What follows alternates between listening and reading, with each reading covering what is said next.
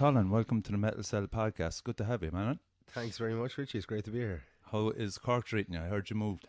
I moved here only in September, only a couple of months ago now, 5-6 months. Best decision I ever made in my life. Really? Really feel like part of a community that I didn't have in Clonmel, in Tipperary, because it's just obviously a much smaller town. Passionate people, but not enough people to form a good scene. And I knew then that the skills that I had, based upon being in bands and in a managerial sense, that I could apply them to some stuff down here, and it seems to be working. Yeah, big being time. here with yourself is evidence of that, obviously, so all is good. Yeah, and you've made some good contacts as well. Yeah, really, and everything's growing more and more, you know, so strength in numbers type of thing. What about Tipperary and such as kind of music scene there at the moment? Is there a lot of people like yourself moving out of there, or have Yeah, they? there have been over the years. It's always, I'm kind of one of the last of our group that was still in Clonmel, kind of stubborn. And, you know, we done a lot of great things in Clonmel. We had a festival there called Belly Bang. I'd be good friends with Stephen from Crowbrack Chicken. Okay. So obviously he's still based there, but they travel all over the country. And anybody else that was there, Pancho and Tom from Zhora, they've all moved. Where have they moved to? Tom has moved to Mullingar. That's where his missus is from. So he set up shop there for the meantime, probably in the long run. And Pancho moved up to his girlfriend up in Drogheda. Jesus. But So Pancho's, Wells Pancho's now. mad. He'll drive all over the country every week working. So distance is nothing to him really, you know. And Alan is based in Dublin and Yeah. living in Dublin as well, yeah. He's always been from Rush and he's living in Skerries.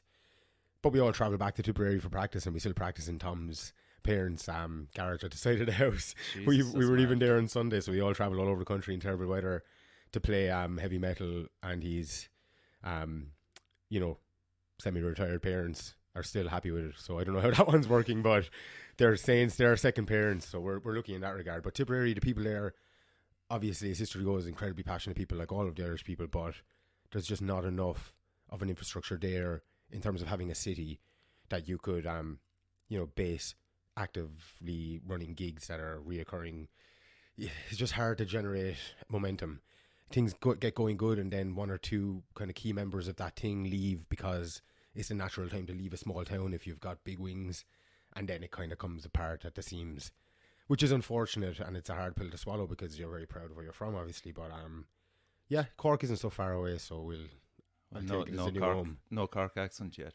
Not Just- yet. I do find in work though sometimes it comes out because I'm trying to, you know, just fit in, I suppose. Adapt. Going back to Tipperary, I was amazed at the amount of musical talent that came out of Tip. Now, don't get me wrong, not judging you, but I mean, just even from metal alone, and as you said, the Crow Black Chicken guys as well. How did that start? As in, how come you all it was kind of a generation thing, really, because you kind of are roughly around the same age. Yeah, we all went to school together, everything. Yeah.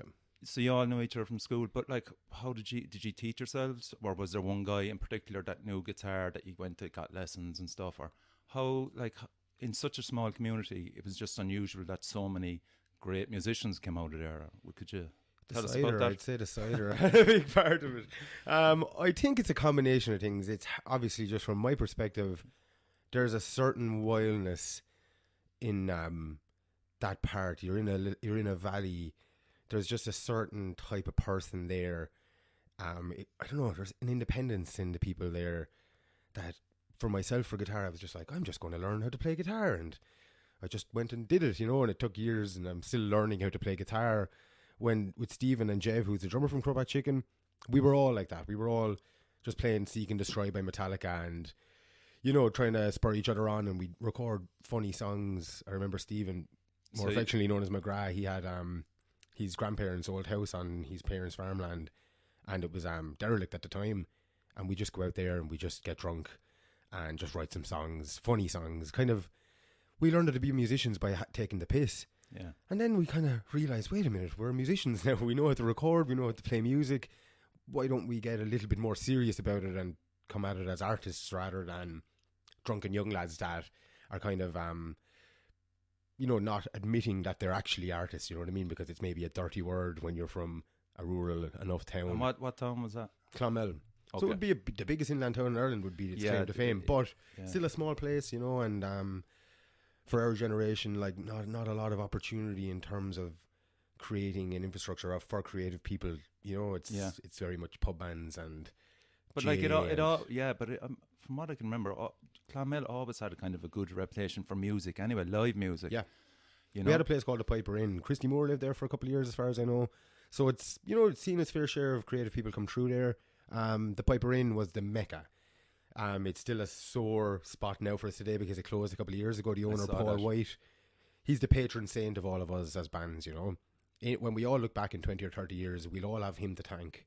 Because he gave you your first gig or whatever, is it? He gave us our first gig when we shouldn't have even been in a pub, and then he came out and gave us 400 or 500 quid into our hands afterwards, which was like £1 million to us at the time, you know. Even now it's hard to get paid that much if you travel to another country to play a gig, let alone just playing in your hometown. But you know, it had the old Clonmel is obviously a town that was it was under siege by Cromwell, and there's a big history there because a big town wall and the Piper. There's a well that was part of the wall, so it's a protected building. The drum riser was over the well, so there's a real romantic history to it there as well. And I think that rebellious spirit around there and Care and places like that, I think that's in the music. You know, it's very politically fueled without being on the nose about it. You know, it's kind of more like Zhora might be a little bit more esoteric with it sometimes, and Crowbat Chicken a little bit more bluesy in terms of the lyrical content. But really, it still comes through the music. Still comes through the music. Right, there's that, you know, we'll stand for what's right. So, what was the young Colin into? What was his influences? I think, funnily enough, today is the day that the singer of The Prodigy died. You know, very sad, obviously, but it made me think today because I knew we were doing this, and I knew it'd be questions like your past would come up, and I think Firestarter was where it started for me in a lot of ways because that was a very alternative song. Yeah, I remember seeing it in the video of Keith in the tunnel and the lyrics, obviously, and you know, you've got that. I think people are naturally born, and I have theories myself on who we are and where we come from. That might be a little bit mad, you know, but I think you are who you are in a lot of ways. And then as you're growing older, you see things that resemble something that's inside you that you don't quite understand. That fire, you know, that's in us Irish people anyway. Mm-hmm. So I remember seeing Firestarter and thinking, I like that, but I'm not allowed like that kind of thing because I'm too young. And then Korn and Slipknot and System of a Down would have been the bands when I was young. Okay, that really broke me into that alternative thing, and from there it was Slayer, and then from there it was. But how were you getting that music actually? I think at the time I remember seeing My Plague by Slipknot on Scuzz in my friend's house. Oh, Scuzz, yeah. When we were kind of skaters, you know, 15, 16, and I remember seeing My Plague, and metal was just always uncool. It's getting better now, but it was uncool, and it was something you'd be bullied for, and nobody as a young person naturally wants to be bullied, so you kind of are reluctant to get into something that you know you're going to get stick for. And My Plague by Slipknot was certainly the thing you'd get stick for. But it just resonated, and you can't deny that eventually. And then it becomes a badge of honor, like it is for most metalers. So that was kind of. So you had what was your first guitar? How did you come across that? My best friend, Keen Conti, he got given a guitar, like a Strat copy, I'm not even sure to make, back when we were maybe 16, 17, and it was kind of a year or two after I'd gotten into it, and I kind of fancied getting into playing music. And I think I'd gotten a bass, and that was the first thing I started learning. And then he got the guitar, and I was kind of jealous that he had a guitar, but he wasn't really into it, so he gave it to me. And then I took it out to the garage, and I got my father's jigsaw, and I tried to turn it into the most metal looking guitar by taking lumps out of it and making it. I tried to turn it into an Iceman style guitar modelled after Darren from System of a Down.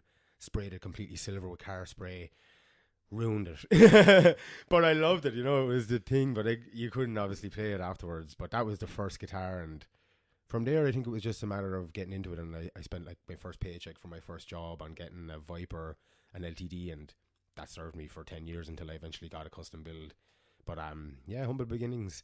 Just kind of a hand-me-down that wasn't being used, that was in an attic, that you got to be creative with enough to know that there was something there to go with, you know. And were the Crowback Chicken lads kind of getting to know their instruments then, or how was that kind of running? Was it running parallel? Was there a few of you kind of just kind of going, right, we need to kind of do something now, get in a band? Or yeah, there was. I'm envious of the lads to this day because they decided to go down the route of getting taught how to play music properly, and that served them well. Because, you know, they're well-read musicians, so to speak, and I'm kind of just a guy that does it by ear and by feeling. But there was a jazz teacher called Chris Faby. He's from Chicago, and he's moved back there since, but he was the music instructor in the town, and he was a real well-taught jazz musician. So he got Stephen and Jev into jazz, and they just started flourishing, and they went from being into punk and rock and grunge, and they turned into jazz. And I remember we all went to college at the same time, and we'd be sitting there watching Art Blakely videos all night long, just drinking cans, and the girlfriends are like, what is this shit, you know? And we're just like, listen, the Hog Talks, and, you know, I just remember all those tunes. But it was really helping us as musicians, because to this day, the sensibility you learn from listening to things outside of your teenage kind of mind, you know, it informs you a lot, and then later in life you realise, that matured us as musicians, even in just terms of listening to that stuff. So the lads have a big jazz background in their playing, and then obviously they met Christy from Cork, and it turned into Corpat Chicken, which is this jazzy, bluesy, rocky amalgamation of all of those influences. But that's their bedrock, really. Yeah, it is. Yeah, the tuition they got from Chris Faby. So I'm just wondering then about Reverend, that band. Had you anything to do with them? Or yeah, that was my first band with Dave Fogarty. He was in a band with a guy that lives in Cork now, Paul Lonergan, and a couple of others. They were called Within, and they were the metal band. They were a big part, actually, along with my play by Slipknot and so on, that there was an art centre in town and they used to practice upstairs, but it had big windows all along, so you could hear it from the street, and it was right across from the courthouse. So on a Sunday, we'd be skating around town drinking bottles of Fanta or whatever you do, and we'd hear this metal, so we used to just sit outside listening. And one day they poked their heads out and they were like, "Do you want to come up and listen?" And I remember just going up and seeing all these amps set up in the room and the drums, and these guys were maybe 5-6 years older than us, so they were in their early 20s and we were in our mid-teens. So they were adults as far as we were concerned, and they were playing. At the time, it sounded really heavy. When you look back now, not as heavy as it felt. But I remember just seeing them step on distortion pedals and the sound changing, and I was like, "What's happening here? I need to be doing this." So I became friends with them, and I was kind of the young guy in their group for a while. And me and Dave just kind of paired up and started writing some music, and then Within kind of fell apart. So, you know, it kind of more morphed into Revenant because Niall was a drummer of Within as well. We got Martin on bass, and then I learned how to play guitar a bit better because we couldn't find a guitarist, whereas originally I was going to be the bass player. So it just kind of came together like that, you know. It just kind of happened, as things do at that age. I learned so much about music there. So did you do a few gigs? Or yeah, we played a lot of gigs. I don't know why we changed the name. I think at the time MySpace and things like that were becoming very popular, so I think it was kind of a stupid thing that all bands got trapped into searching for other bands named Revenant or whatever. And you know, you see one band in America that has the name Revenant, and you're like, we were going to be famous someday, so this is going to become a problem, so we got to change the name. So you change the name, and then like once you start doing things like that, I think you start weakening the foundation of a band, you know. But you don't know that at the time. You just make mistakes and learn from them, obviously. And did that lead you on then to Thoughts of Ruin? Yeah, Thoughts of Ruin is pretty much the same band, you know. We had Brendan, the singer, in Revenant as well, but we changed the name. I remember we went to France to record an album, which was a big thing for an Irish band at the time, and we just released the 10-year anniversary of it now. I heard it. It's absolutely brilliant. I mean, we were kids, I was listening to it on Spotify, and it sounds so good now even. It just, Jesus. It's down to Charles Masabo, more commonly known as Callahan or Cal. He is a producer in France. Dave got in touch. Dave was always good like that, getting in touch with people that maybe shouldn't have been talking to, like a couple of young chancers in Ireland, but he didn't know that until we got there, you know. And then he realised who he was dealing with, but he did so well to help us learn how to record in a professional environment. But I just want to go back there, just kind of skipped. So he had enough for an album or an EP or? Oh yeah, we had the album. We'd been writing an album, and Dave got in touch with him because he was a fan of a lot of French bands. There was this thing happening. It was like the next wave after nu metal. But France is an interesting country because they seem to contain a lot of their music within France. Okay. And you can have a very successful career as a metal musician, like Playmo and Watcha and bands like that, they were like a progression from nu metal, but they were still very nu metal-y. And you can hear elements of that in Revenant and Thoughts of Ruin, and like Fear Factory and things like that were bleeding in, and Opeth even later on. So we had the album written, and he got in touch with him, and we were going to France to record an album, apparently. And how did you get over? Did you ferry across? Or? No, we flew over. Real rock stars. Flew into the south of France, got collected from the airport, went to this small place called Saint-Agulphe, which was kind of one of those small towns along the French Riviera where old people go to get tanned and die. So, like, all of a sudden there's like 5 really malnourished, white, unhealthy, translucent almost Irish men, like boys walking around this sleepy, beautiful French Riviera town trying to find an off license. Yeah. You know, so in this like studio that was owned by a guy whose dad was pretty much the equivalent of the Hilton. You know, he owned a chain of hotels in France that were like the equivalent of the Hiltons in America, kind of thing. So crazy rich. Like, I remember him bringing us out near the end and just like splashing money on drinks, and we were Irish. We were like, keep him coming, you know. Yeah. Just another world, like, and a character probably as well. Yeah, an absolute character. As was the producer, Cal. I mean, that man taught me so much in 2 weeks over there. I have a lot to thank him for. You know what I mean? And what was the budget, or how did you figure that one out? Or? It's hard to remember. I know it was a good few thousand. You know, at the time we were all working. This was 10 years ago, 11, 12 years ago, really, when we recorded it. 2007. Yeah, so I mean, I was working well. I was getting paid more then than I am now. You know, it was just easy to work back then. It was like that fake era of the Celtic Tiger where everybody was buying 2 cars and money didn't seem like an object. So it was never a problem at the time. It was just a week's pay from everyone in the kitty, and we were gone to France kind of thing. Cool. Yeah. So how did you get it pressed then, and how did you distribute it, or what was the reaction? Or when we came back, we knew we had something cool, so we got really good artwork done by Damn Engine is the artist's name. I'm not sure. I know he's a Dutch guy. It's an amazing front cover, yeah. They look great, but we saw him at the time. Remember Job for a Cowboy? Yeah. Remember when they came out, they just kind of hit things, and they were this new. It was the first era of internet bands becoming very popular. Yes. So we saw that album cover, and I remember I'm the art guy, so I'm always like in charge of that stuff. Okay. So I tracked down the artist, got in touch. I think he budgeted maybe £1,000 to do all the art, the booklet, and everything, which isn't bad, you know. It's okay. Even by today's standards. But all that stuff, you know, recording it in France, it's like even then we knew we need to give this its due in terms of the visual side of things. It was before the digital era, so putting it up on Spotify and that wasn't there, which is why we've done the re-release for it now. Ian Lawless from Underground Movement, an Irish label. No, I don't think they're still going. If they are, they're just kind of going and selling stock. He got in touch with us. I don't know where he heard it. I think maybe we sent it into Metal Hammer for a review, something like that. And through that channel, he got wind of it, and he got in touch with us, and he was impressed. Did Metal Hammer review it? Yeah. I don't know if Metal Hammer reviewed it at the time. I think we might have got into a few little things, but we were kids, like we were so wet behind the ears. Even today, it's hard to know how to navigate that landscape. You know, the media side of the metal world. It's kind of a weird one. But like, if anybody who actually takes the time to check it out, and we'll put up a link afterwards.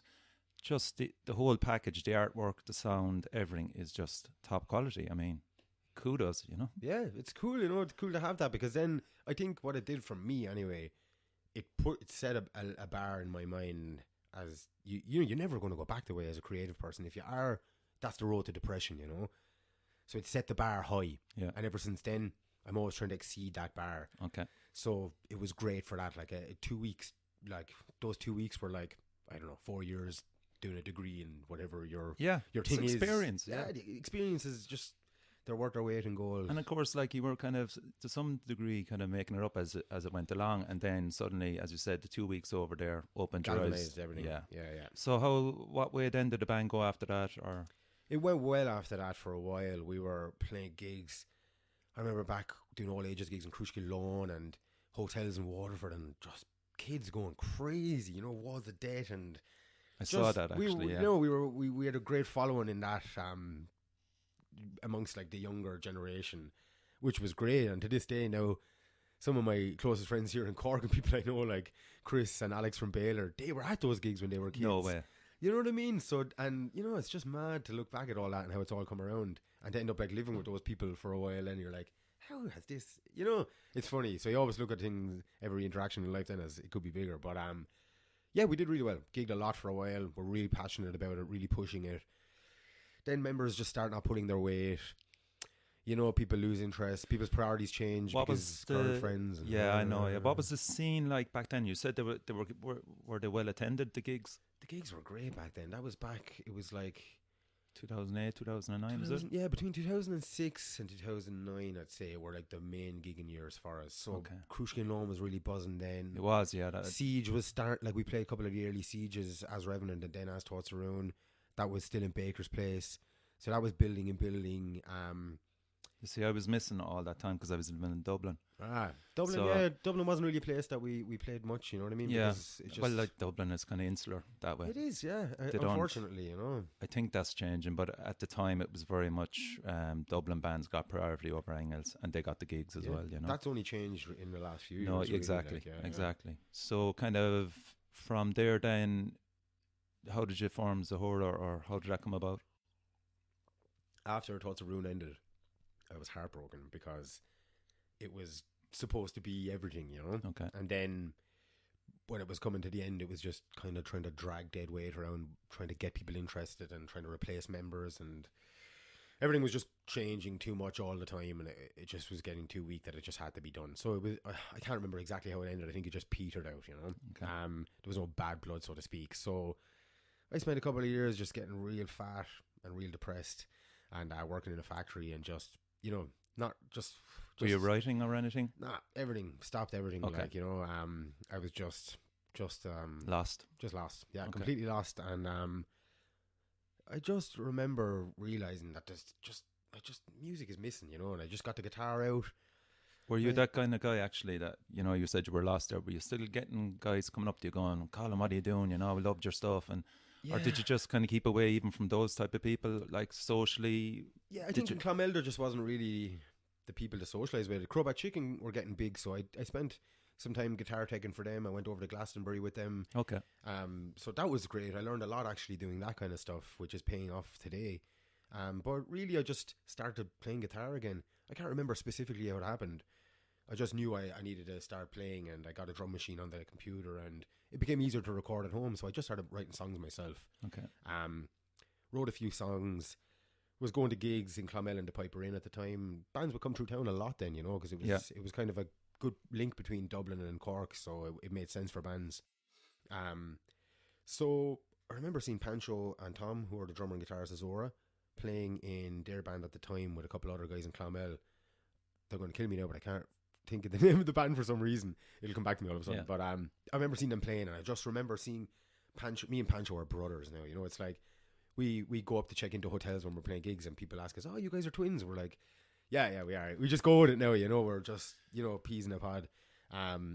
So I remember always having an affinity with him before I knew him. He was a bit younger than me, and I'd meet him at the Glamagod in Dublin, Okay. and I'd be like, "Well, man, you know." And at the time, I was older. Now it's all balanced out, because as you get into your 20s and 30s, it just Doesn't matter. Yeah, but back when he's 16 or 17 and I'm 20, there's a big difference there, you know. So I'd see them at gigs. Him more specifically with a couple of the lads. I used to meet them at the same shop when they were getting munchies after smoking a few joints like I was. So, you know, you start like kind of catching the eye. And then they were at a funeral for one of their friends who passed away. And I remember specifically seeing Pancho carrying the coffin. Jeez. And I remember just thinking, I remember just sympathising with him in that moment and seeing the look in his face and going, he's like me. And I've always been the person that I can get past my own darkness by helping other people. Okay. So I just knew we needed to do something together, because it would help me out of my hole, and it would help him out of a hole he was potentially about to fall into. He might have a different version of it. That's just how it felt to me at the time. And I'd seen Tom playing, and it's so hard to find a drummer anywhere, even in a city. So in a small town, to all of a sudden walk into a room and Tom Woodlock, He's an even animal. at that age, just playing drums, I was just like, it was like walking in and seeing Gene Hoglan playing drums. I was like, no matter what happens, these motherfuckers are going to be in a band with me. Like, I just poached them, like, completely, you know. So I remember texting Pancho maybe a week after seeing that funeral, and just having that kind of epiphany that something needed to happen. And I just invited him over to my gaff, came over, had a smoke, sat down. I was like, I'm going to play some tunes I've been writing. See what you think. If you're up for it, maybe you, me and Tom can have a jam. Played the tunes, and we didn't even talk. And then at the end, it was just, there we are. Zhora was there now, you know what I mean? We just knew it was going to be a thing. So we just went for a jam in the same place we're jamming now, in Tom's parents' gaff. And it was just awkward, but by the end of it, we had Leading the Fools, I think, which is a song that's on our first EP, which to this day has a big place in our hearts, and we've done like updated versions of it and all. It kind of never seems to go away. It's just got something in it, you know. But that was it. Yeah, it started from that. But kind of, again, it's a different form of kind of metal that you're playing. And just in relation to the lads, how hard was it to convince them to kind of, obviously you had, as you said, you the demos done, stuff like that. Like, what did they bring to it? Did it change it a bit? Yeah, I know it was your unique view at the start. Yeah. But like, did it change it? Did it add to it? Or like, how did it kind of form? Because you do have a distinct sound, and you've improved it steadily through the years, obviously. Yeah. But I mean, just at the start, like, did you have to figure each other out? Yeah. Because kind of what influences were they bringing into it? Or was it the same? Yeah, I think at the start, like you said yourself, I had these songs written, and we just jammed. We've always been the band that just comes to practice with an idea and we just jam it. And then it's always just been an unspoken thing. Like, it just, when I come with a riff, you've got a pulse of a beat in your head as the way you think it might go. Tom Woodlock will never play that. he'll always just surprise you with this thing that you could never have come up with yourself, just in how the snare lands or something. And for a long time we were like purposefully trying to overcomplicate things because we were trying to teach ourselves how to be better musicians.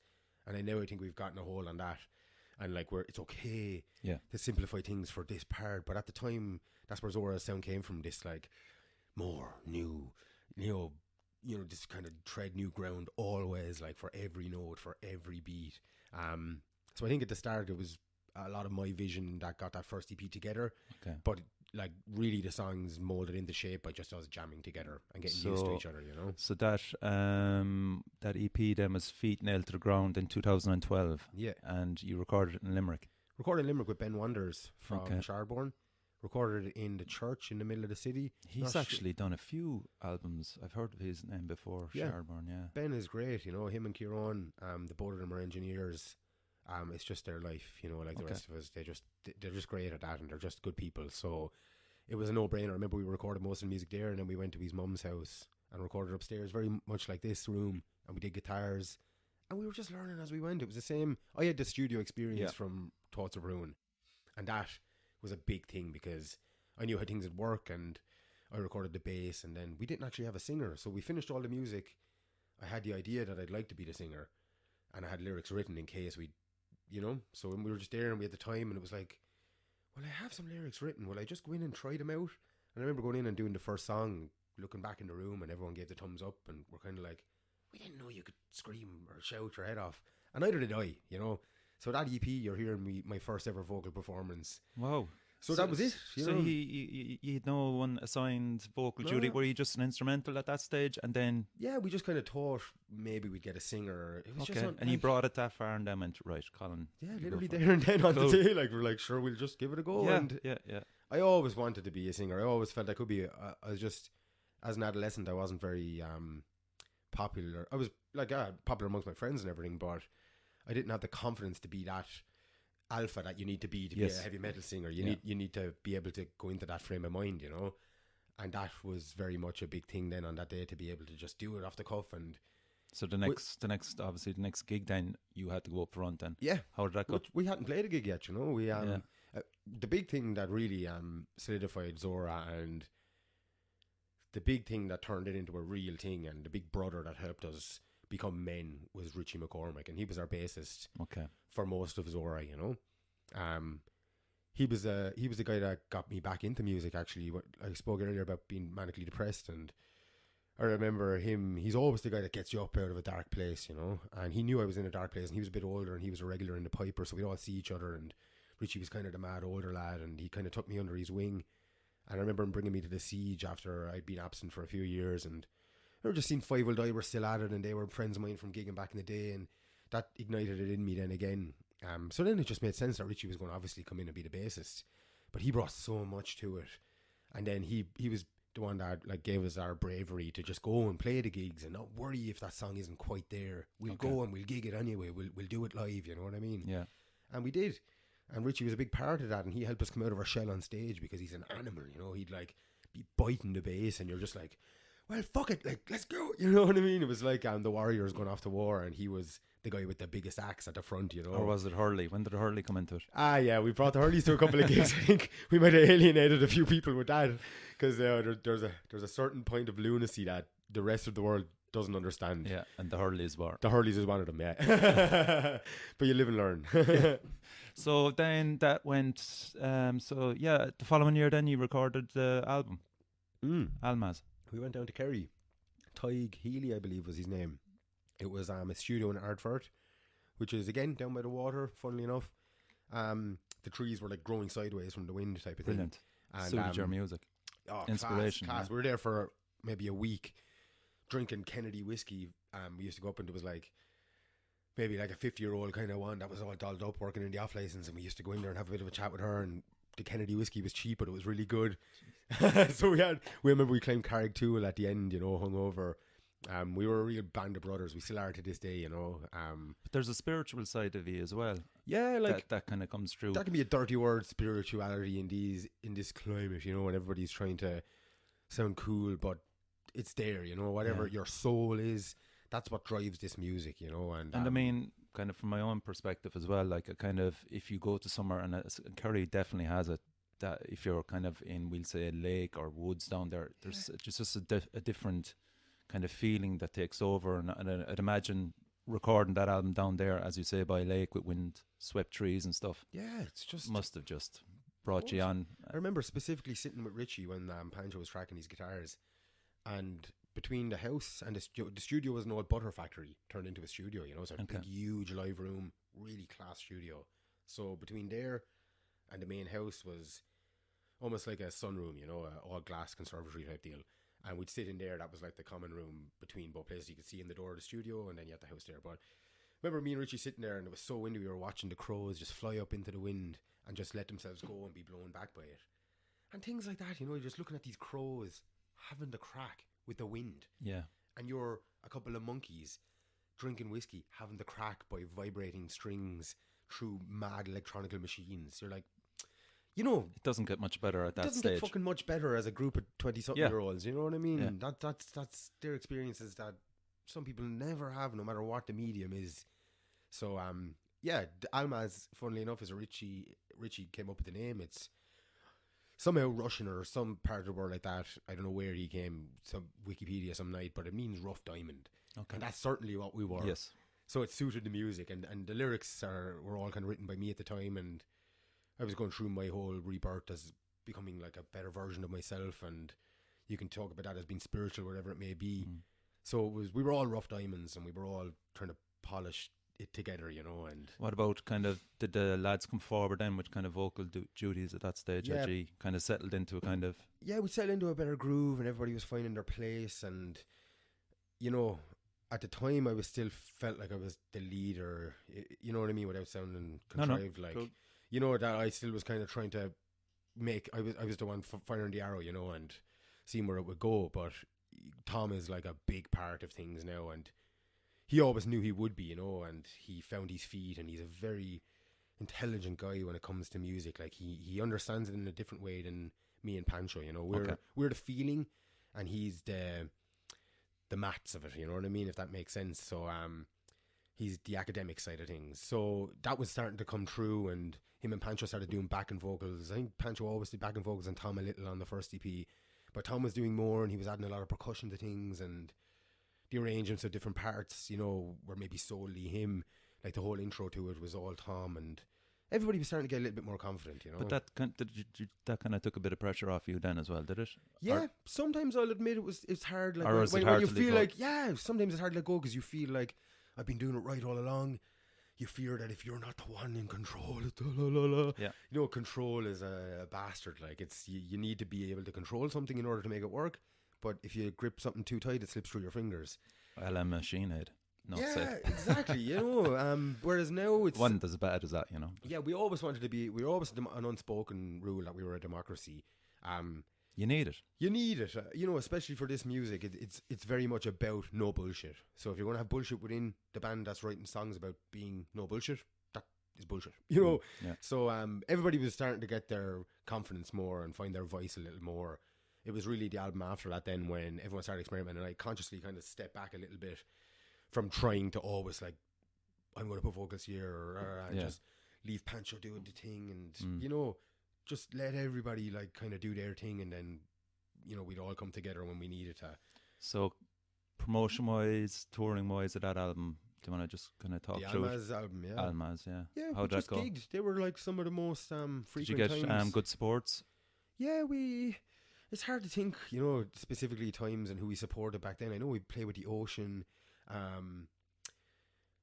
We played with Dictated, a band from the Netherlands, signed to Metal Blade. They came over to the tour, made good friends with them. They were sound people. Did you get to the UK at that stage? No, we got to Scotland. We went to Scotland for a few gigs. Made some good friends, and then we were invited back a year later to headline a festival in Aberdeen, which was really cool. That was our first being asked to go headline something even outside of our country. It was like, yes, there you go. Yeah. All right, you know, those things really confirms you're moving in the right direction. 100%, you know. And it was a great gig. We met some great people in Aberdeen. Actually, to this day I'd call them friends. So we really made some ground there. And then outside of that we played in Germany as well. Actually, we went over, played a couple of gigs there funny story, Richie was driving from Clonmel to Care one day and he saw two hitchhikers, two girls, so he's like, I'll pick up the two girls now. And in they got, and they all started chatting about music. Turns out one of the girls was in a metal band in Germany, so Richie could talk his way into the White House if he wanted, like. So he talked our way into a tour, he talked her into organising a tour for us, pretty much. So her and her boyfriend drove us around and their band played with us. And we just went around a couple of mad places in Germany, like up in the hills and the vineyards. And what was the reaction? The reaction, people didn't know what the fuck to make of it, because in Germany, like... Did you bring in Hurleys? No, not that time. On the continent, you know, obviously there's a lot of great bands, don't get me wrong, but I think, and even in England you see it, there's so many people that it's all these small scenes that aren't necessarily connected. So you've got all... In Ireland, it's like a proving ground. So the bands are fucking great because they're pushing each other. There's like this good, healthy band envy in Ireland that everyone's trying to be better. You know what I mean? To impress each other. I think Irish people as creative people are some of the best and most talented, naturally talented in the world. Whereas in England and on the continent, the bands that we play with were just, you know, generic. You know, without being completely insulting, it was just more generic. There was not necessarily any originality. They were just trying to sound like Heaven Shall Burn because they were the popular band in all the festivals, but a really like watered down version of it, you know? Yeah. So, yeah, there's not any bands that really stood out as being, you know, great bands. But we were so different that we alienated the crowd as well, you know? Yeah, I can imagine. Yeah. I can imagine. So, but was it true? I'd say you sounding so different. Is that how you landed Wacken? I mean, you had to go through a competition as well, though, did you? Or? We came, Pancho coined a phrase one day, a couple of years ago when things were kicking off. He just said, from here on in, we're just not going to give anyone a choice. You know, even if they don't like the music, if they're at our gig, they, by the end of it, just by the sheer passion that's like oozing from the stage, you just can't deny that, whether you're into it or not, like in terms of the music. Yeah. So I think that's what got us so many places. Like when we played that gig that got us to Wacken, I remember that night just staring at everybody while I was playing, just being like, there's no way this isn't ours, you know. It was this Dublin? Yeah, it was Dublin. I remember in On the Rocks. Who was in that? Were you up against 2 or 3 bands? Can you remember? There was a couple of bands. I think maybe were Genova there, ourselves. I remember there was some band that like were wearing black shirts with red ties that were. It was like, what are they doing here? Like nobody knew who they were. Yeah. But I think it was just kind of a thing. Yeah, it was a last minute thing that it was actually going to happen that year. Okay. So it was like a few emails got in time, and I think it was just kind of a fair, like, broad scope of different types of bands. Maybe Two Tales of Woe might have been there as well. Okay. But on the night, we were just on fire.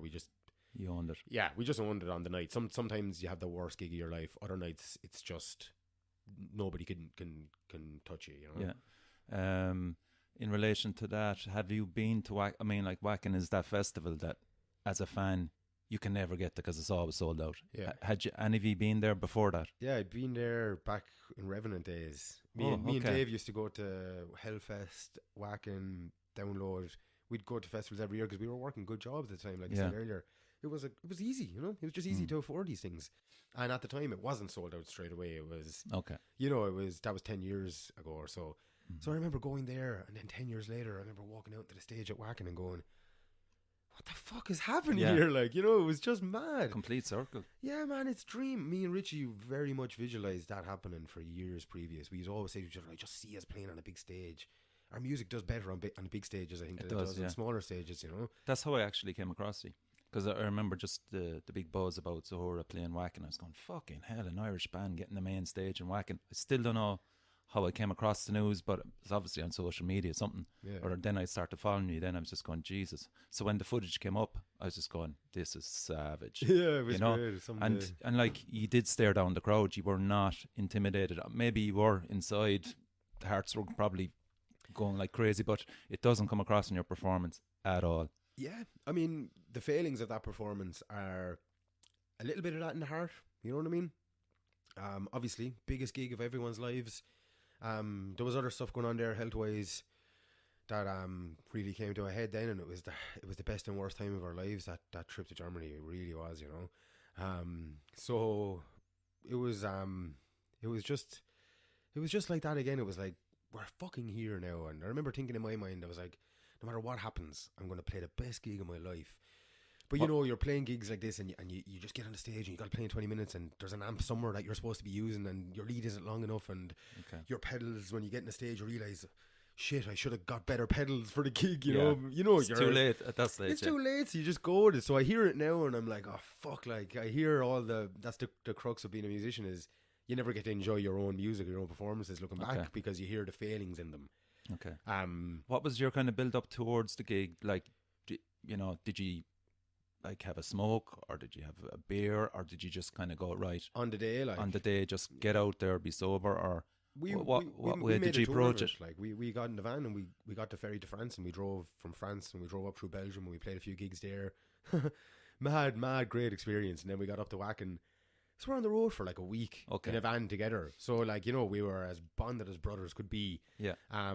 Bit tired for some of us, obviously you're going to have a few drinks as you go, but on the day we were there, we were ready to go, you know what I mean? Before the gig, I remember everyone backstage knew who we were, because we were fucking like on fire, with the Irish flag, and everyone was like, these are the Irish lads, So, I wish our not that our songs weren't good, it's just we're better at writing songs now, so you're always like, God, if we could play our songs now there, Yeah.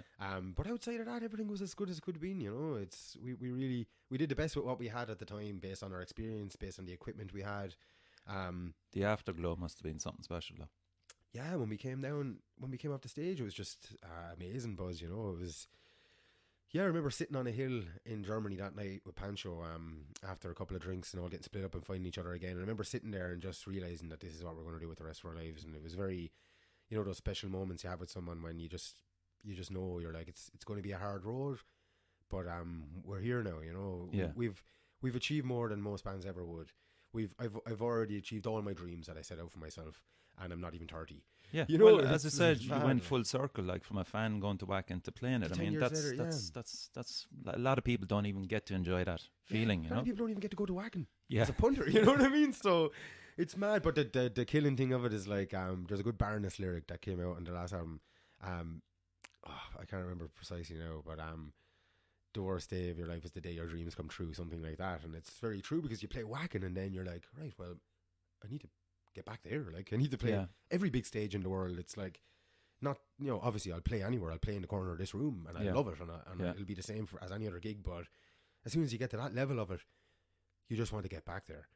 So that really gives you a fire as well, But it's hard at the time, because you're like, shit, they've got to make a bigger fucking dream, So kind of going from there then, did you lose Richie then in the following few months? Or that was Richie's last gig, right, okay. Yeah, Richie had a brain tumour and he'd been dealing with it for a while. When we came back from Scotland, it was kind of on the way back from Scotland was the first time we found out about it, because it was epileptic, were the symptoms of it. So he'd have seizures and stuff like that. And we knew leading up to Wacken he shouldn't have been really playing gigs, but Richie is the ultimate warrior, go out on the shield, that kind of a man, Yeah. And that was his biggest dream, was to play a gig like that. And he's in the scene like Chlorocorn. He's in the scene longer than any of us, you know what I mean? And he's been playing in bands for years and years. So it was tough for us to swallow, and it really fucked us up as individuals and as a group of people. It was just hard to see that happen to your brother. Of course. And for him reluctantly having to have to leave the band. It was just tough. We finished the album together, and then we're still obviously best friends. We're still brothers till the end, but he just can't be involved in that side of life, because it just, he's just got to deal with what he's got to deal with, And so that was the last gig with Richie. And how did you find Alan? I remember the very, very, very moment I ever saw Alan, more affectionately known as Batman. I walked into Fibbers one night. We were playing a gig, and Nautilus were playing on stage, and that's his main band. I walked in and I saw him playing. There was this big, huge guy with his back turned playing guitar, and he had a big, huge weed leaf tattooed on his back, and he was wearing a pair of dungarees, and he had a long ponytail. And then I saw Batman there, and I was just like, whoever these fuckers are, we need, like, they're going to be friends, definitely, you know. So we talked to them afterwards, and then we played a good few gigs together and all that. But did he know at the time? I presume he did, that Richie was gone. We weren't that close, We were close enough as you would be, just kind of going to gigs together. You meet at Siege and all that, and you knew you were kindred spirits, because there was a wildness in us all that you could relate to. Okay. And obviously we had the conversation, and I had a couple of ideas of basis, and I think we approached one or two people just to kind of get the ball rolling. You know, we're very much, don't just sit down and just wallow on a problem. Come up with a solution. It might not be the ultimate solution, but come up with something, like, you know what I mean, to lead you to the next thing. Yeah. Don't just fall apart. So we did, and then I think he was just one of the people we eventually contacted. There wasn't many, maybe 2 or 3. And then when I think just it became a revelation to us. We were like, what about Batman? He's perfect, you know? Obviously, the distance was maybe an issue in our minds at the time, but now we're all traveling from all over the country. You just make it work when you have to. So we approached him, and I think he was just delighted that we asked him. And he came for a jam. He just knew all the songs. And have to battle. Batman's just solid. There's just no worry with Batman. He just, you know, he's just incredibly reliable. He adds a lot more musically to the band than I think he would even know or admit, you know. Okay. He makes little suggestions here and there, and there's suggestions that'll just make a song. And he's so understated in his approach. It's wonderful, you know. Yeah. It really is. And as a person, he's just the best type of person, you know. He's, like I said, he's reliable, consistent, and a good bass player. Yeah, a good bass player, and he's a gentleman, you know. Yeah. What more can you ask for, really? Exactly. So did he record then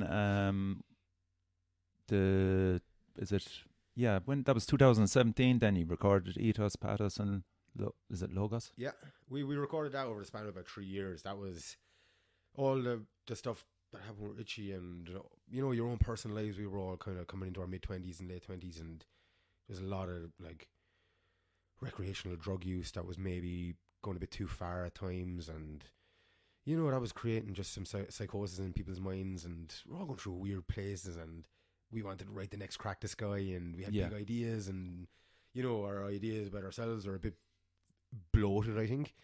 And now we've come back down to earth, but I think it's good as a creative person to push the limits, even if, you know, they might be a little bit counterproductive at times. If you can survive it, there's a lot of lessons to learn there. So Richie recorded everything on that. Okay. That's his last kind of recorded performance with us. He has a lot of vocals on that as well, with Roma Alison Chainsey, which was the direction we were kind of going with things, and obviously that changed since then. Right. But he's got a song on it, Earthed, which was a song that he wrote years ago, and then we took it and turned it into this ballad almost, you know. So it's bittersweet, that album. It really is, you know. We really pushed the limits. We really all learned how to have our voice, musically and vocally. It all bound us together and tore us apart. You know what I mean? It's one of those albums. Yeah. You know, so I mean, even the packaging of it looked beautiful.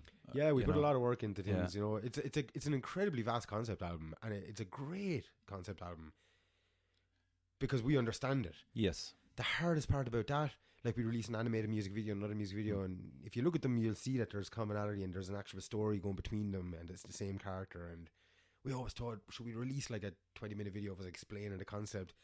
Because Mastodon are obviously we're big fans, you know, and we love Crack the Sky, and that turned us all into better musicians and music listeners because it's such a vast album. So to this day, we're like, God, if we could just explain that album to people, they'd get it more, and it would make the madness of it would make sense, because it's about this torment of this character and then eventually leading to, you know, some kind of resolve. And you can hear that in the structure of the album, but it's a long album. There's a lot to digest.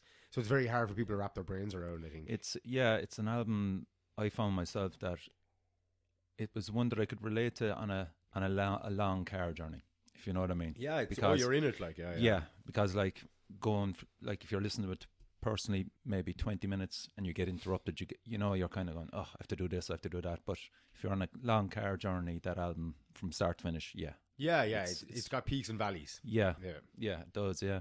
So you got Bloodstock then in 2017? Yeah, that was after the Metal to the Masses competition, which was obviously massively successful, run by the guys in Overdrive. We've done that a couple of years. It is the best and worst thing a band can do, in my opinion. It's funny now you said that. Someone else said that. It pits you against people, you know what I mean? It pits you against your friends. Yeah. Because you all want to play Bloodstock. Yeah. And you'll walk over each other to get there, you know, because you're passionate about what you're doing above all else. So that's terrible, like, when you're confronted with feeling like that, when you're in this thing where it's all about brotherhood, and then all of a sudden it's tainted with that. But that's just a harsh reality of that, you know. Yeah, it's a battle of the bands. It's a battle of the bands, but it makes you better as a band then as well, you know, because you're trying to win above other bands, so you've got to be the best band. Yeah. So the way to be the best band is to become a better band. Yeah. You know, so it pushes, because we failed twice, and then that was the last year we were like, we're fucking doing it, and everything had happened with Richie, so then Batman was in the band for the run that eventually got us there. And I think, like, you know, the people and the judges and that, they knew about all that. We were open about that when Richie left, and we put up a post, and we wanted to let people know what had happened. And, like, you know, I think they knew that, and I think having that in that context in people's minds when we were playing, and they saw the visceral, just, you know, fire like brewing inside us and fucking exploding every gig we played in the run up to it, it was undeniable. And I remember the final, it was like the Wacken one. It was just, we're not leaving a doubt in anyone's mind, you know what I mean? This is it.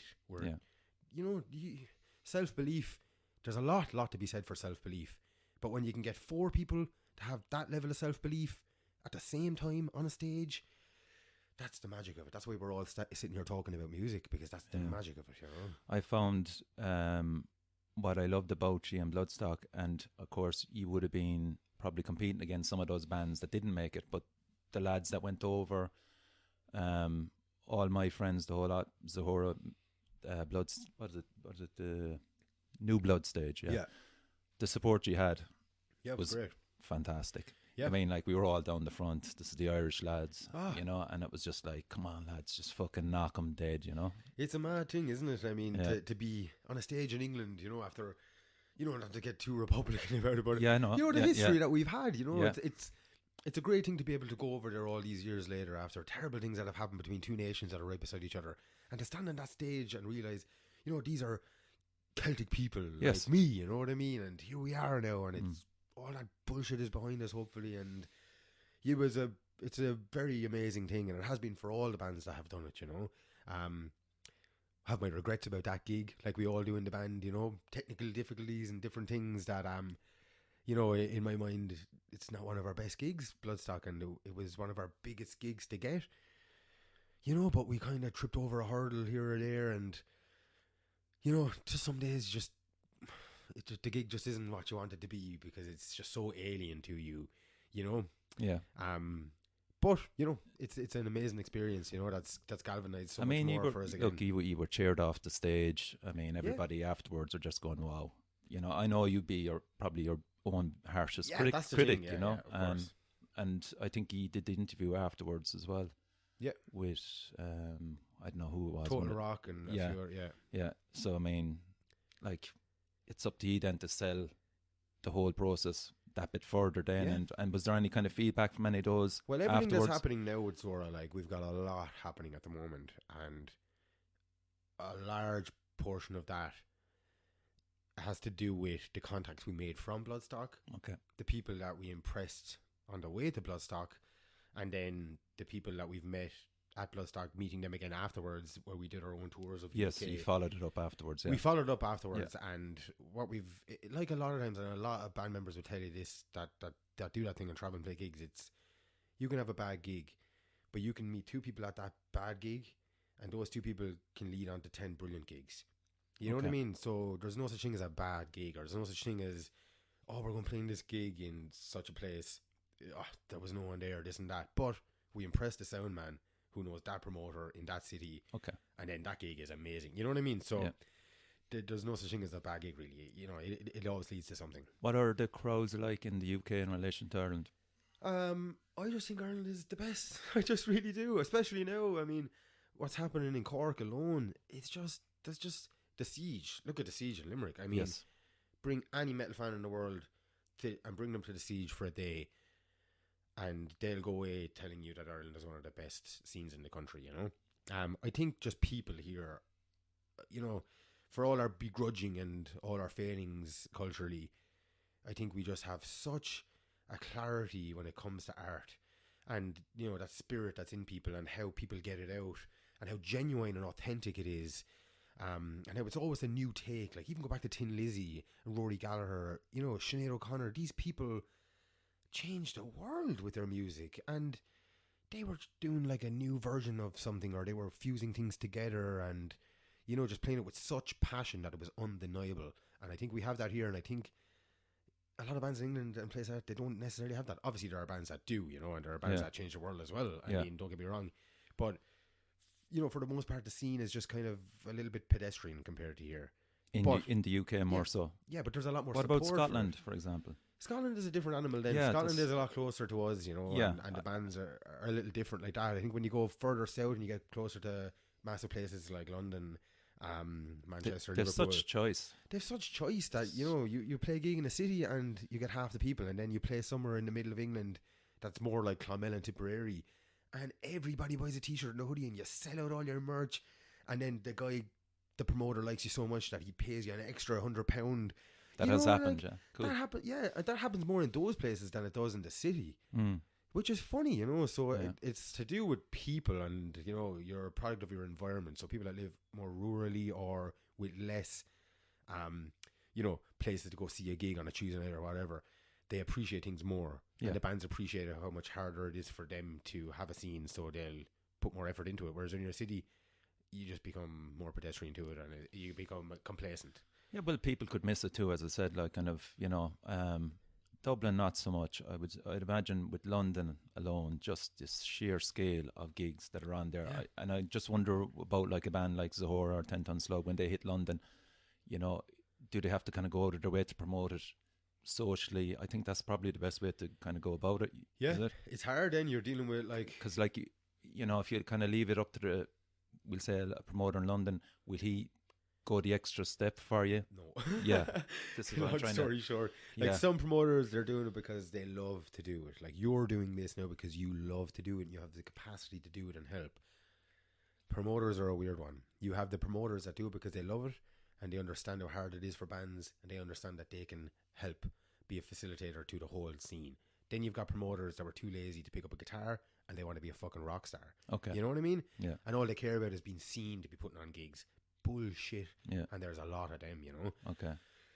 And there's them in England as well. So then it's one thing, you know, if you're able to like talk to the guy face to face here in Ireland and like figure out which one of them he is, and then like, you know, use your better judgment and who you work with. In England, it's an email, and emails can be very deceiving. And then you get there and you realise this dickhead doesn't know what he's doing, and he doesn't care, and you know, it's a long way to go for that. Yeah, he's not giving us what he promised, and he didn't pull his weight, and you get to a place and there's no poster, and you ask the locals and they're like, we didn't even know this gig was happening. And you're like, fuck you. It's a common tale. Yeah, it's just the reality of it. So you get better at finding the good contacts, and then you get better at forming relationships with them, and then you help them out and they help you out, and then you build a real working relationship. And if you do that enough times, you weed out the people. You know, it's just, I think that's happening. I think that's happening in Ireland, really, isn't it? Oh, Ireland is great. Yeah. It's great because everyone knows each other. You know what I mean? And what I said about promoters, like, that's really not much of a thing here. Like maybe more so in England, but here, it's just a passionate thing. I think Ireland always feels like, sure, we have nothing fucking else to do now. You know what I mean? Yeah. So we'll do this. You know, we always. I think it's the timing as well. Yeah. You know, I think kind of it's a good wave to be on at the moment. Yeah. You know, whereas before there's been gaps of years where there's just nothing. Yeah. You know, it's kind of like a stagnant pool. So I think the more people realise what we have now at the moment, it's for the better of everybody. Everybody will benefit, you know. Just look at Metal to the Masses this year. I think me and Tom were looking at it yesterday. We were at practice and we were trying to figure out who won the heat on Saturday night. And we just looked at the overall poster of all the bands. And from when we were playing it 3-4 years ago, we knew every band on every, you know, heat. And now it's hard to pick out a band. You know, that's 30 bands that I don't know that are now active in Ireland. And then you've got Tombs, Grey Stag, God Alone, Corrosa. You know, there's this whole new wave of bands that just started gigging, and they're gigging like bands that have been playing for 5 years. Yes. You know, and I think people being able to record at home now much easier. People being able to go onto YouTube and check out bands all over the world and learn from all these bands all over the world. You know, as a musician, you study all of that as well, I believe. Yeah.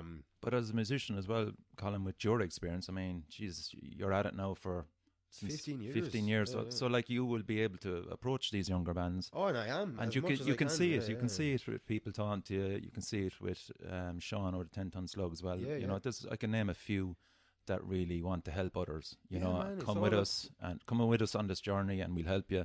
And we'll get you to the next stage, you know? Yeah, and here's the mistakes that we made. Yeah. And here's the mistakes that you need to make, but here's the ones that you can avoid. Okay. You know what I mean? And then if you want to get this done, and there's a way you can budget it that you don't have to sacrifice the quality of things. Yeah. it's just a matter of forming the right relationship and being pragmatic in your approach to things, you know.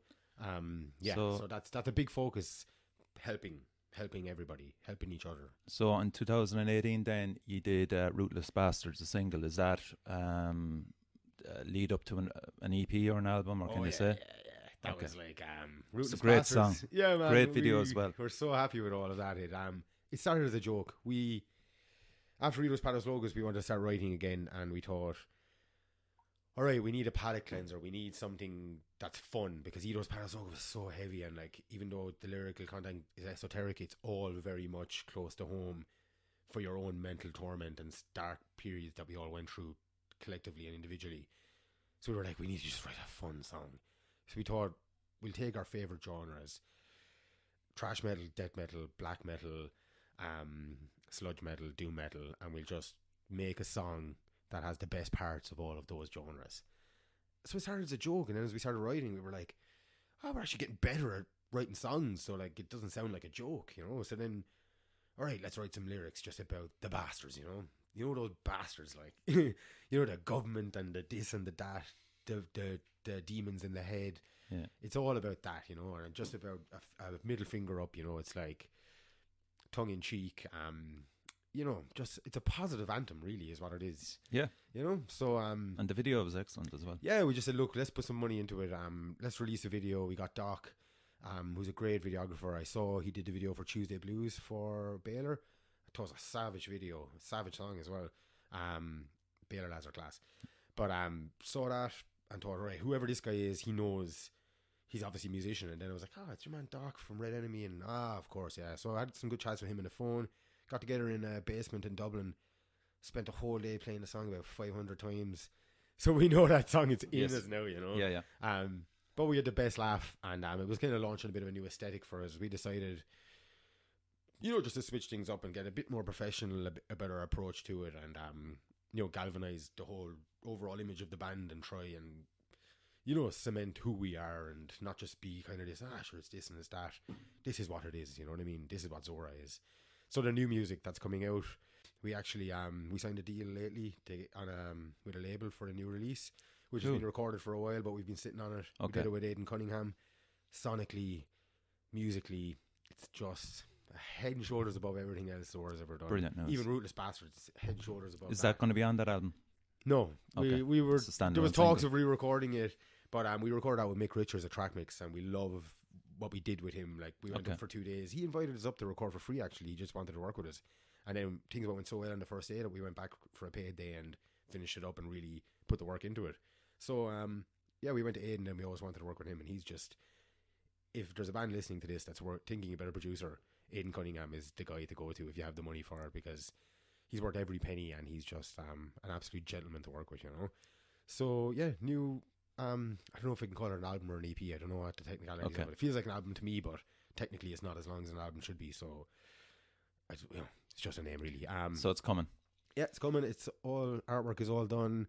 The contract is signed. Brilliant. We just did it literally last week, you know. Together we were like, wow. Like, I can see the excitement on your face. Yeah, it's cool, you know. Like, for what it's worth. I mean, if we work hard on it now, it really feels like we can make it, if you know what that means. You know, what making it is different to everybody, but to me and to the lads, it's just getting to play our music to more people, to bigger crowds, playing festival circuits, you know, flying in and doing good gigs, and you know, we have the music for it now. I think we're really writing the best music. We've written the best music we've ever written, and the songs, we're all just getting better as musicians. We're all not just waiting until we get the practice to practice. We're all putting in the work at home.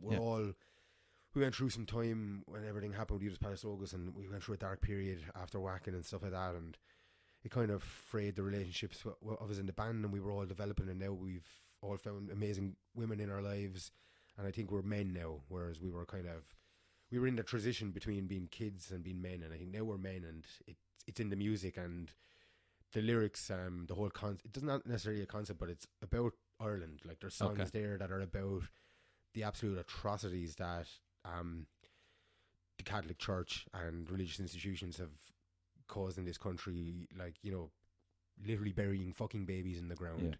There's music about that. There's music about complete mental torment and complete nasty self-delusion, which we can all be guilty of. You know, it's more real. It's like the lyrics are very on the nose, where the last one was about a druid in the sky eating clouds or whatever it may be. Concept albums can follow you through a path and can lead to, like, again, it just needs a dedication to listen to it.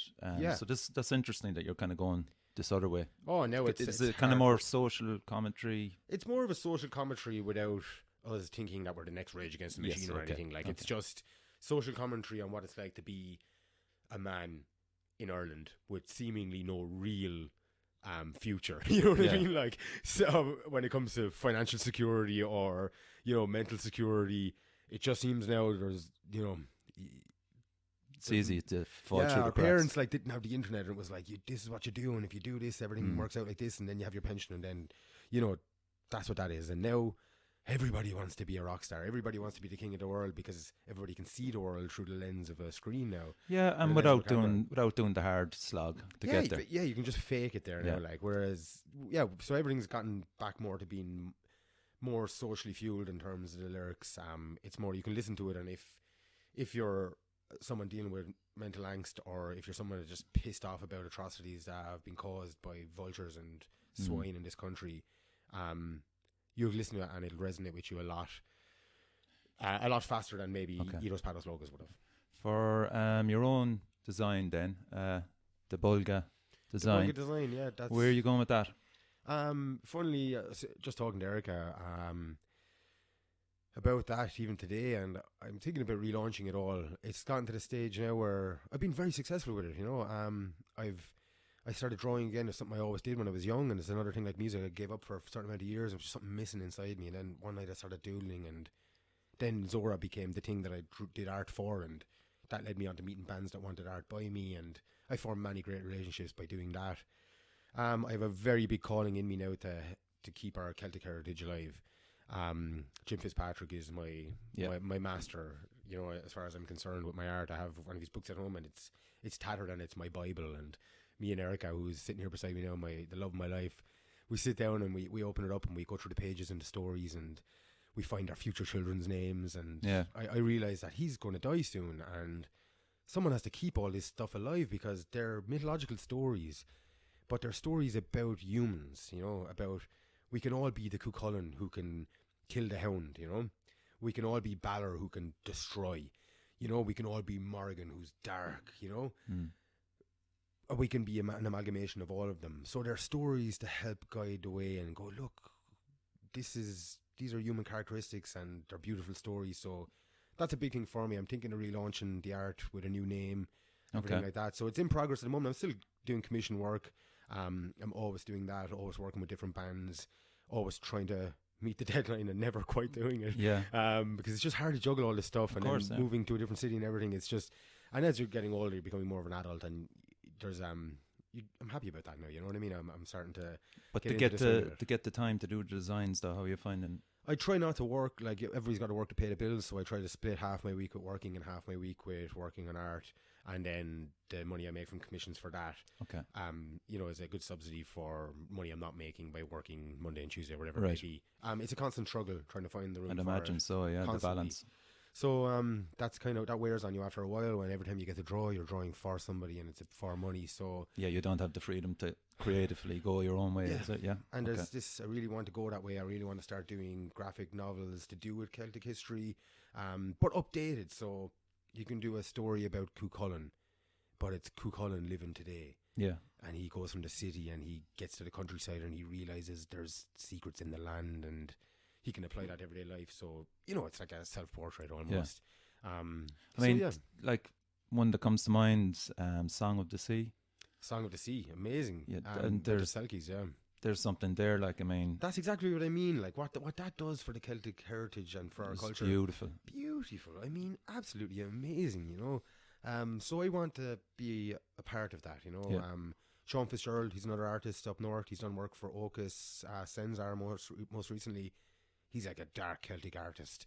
And me and him are talking about doing some exhibitions, which Jim Fitzpatrick is also going to be a part of. Have you actually met him yet, Jim? I haven't.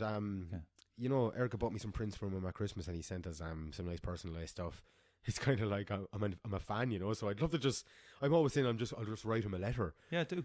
But I'm just nervous because like he's my idol in many ways. So I don't know. I'm kind of nervous about that. Funnily enough. Yeah. So I will eventually. Cool. But yeah, I want that to be a bigger part of my art because it's something that I'm growing more passionate. You know, when you're young, you watch American TV and you have this twisted view of how Ireland isn't cool and you want to move to New York City and bullshit, la la la. And then you get older and you realize, wow, I mean, the whole world wishes they lived here. Yeah, it's under your nose.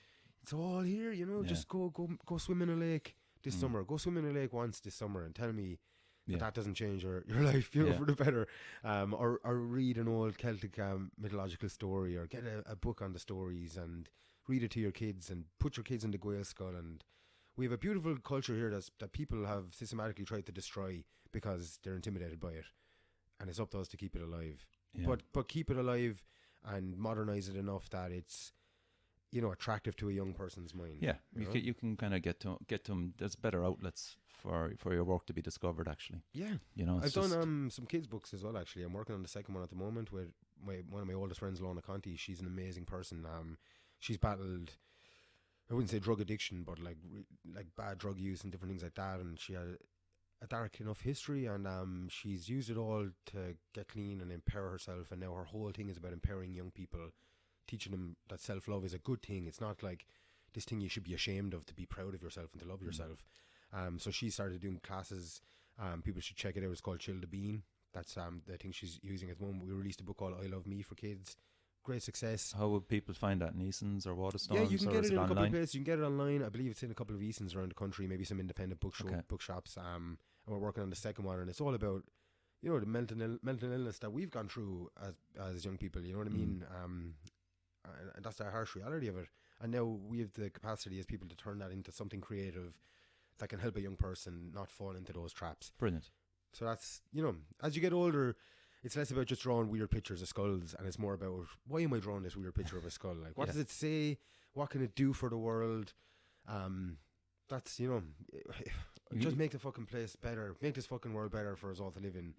True. To create something new. True. That'll inspire or do something. Yeah. You know. So just to end this, have you any shout outs? Zhora are playing on March the 17th in Shinay in Dublin with Great Stag and Tombs. Great Stag and Tombs, Yeah, two of the best so young bands if you're around, get to that. On April the 20th, you're playing Fred Zeppelins with Conjure, Baylor and Oppenin. Is that right? Oppenham, yeah. We're playing in, Conjure, a great band from the UK. They're really, you know, trailblazing at the moment, so they're definitely come out to that gig. It's the last time you'll see a band like them in, it's the last time you'll see them in a small venue like that, I think. We've also got Hammerfest at the end of March over in Wales with Tent on Slug. Or Tent on Slug on that, yeah. Cool. Yeah. And then we've got a couple of gigs in May in Limerick and Cork. And with your Paranoid Beast promotions as well. Yeah, Paranoid Beast, we're running a gig in Cork. We've got a gig coming up soon with God Alone and Paranoid Beast. We're going to start filming all the gigs. Okay. We want to really like create a place here in Cork where when bands come and play, when they go away a week later, there's a proper edited and recorded live video of the gig. So that's such a help for them. Yeah, man, because, you know, everybody's running to England and Metal to the Masses and running over and we need to leave Ireland to be successful. You're like, look, guys, let's take the spotlight and let's turn it back here and let's show the world what's going on. And obviously video is the medium that's being pushed by all the social media. You know, NPR Tiny Desk concerts, the K-Pit for that Kerrang are doing. People might have seen Mastodon on that lately. That stuff really connects. You see that, you're like, shit, it's like I'm at that gig. Yeah. You know, so we want to do that here in Fred Zeppelin's in Cork. It's the oldest metal venue. This Saturday coming is the first one with God Alone.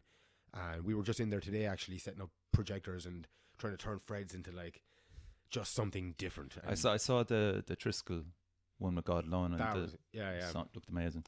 Yeah, so that's the thing, you know. So lots of gigs that aren't announced for Zhora that we can't announce yet. Okay. We got a lot of English festivals coming up throughout the year, and then we're releasing the album later this year, late autumn kind of buzz.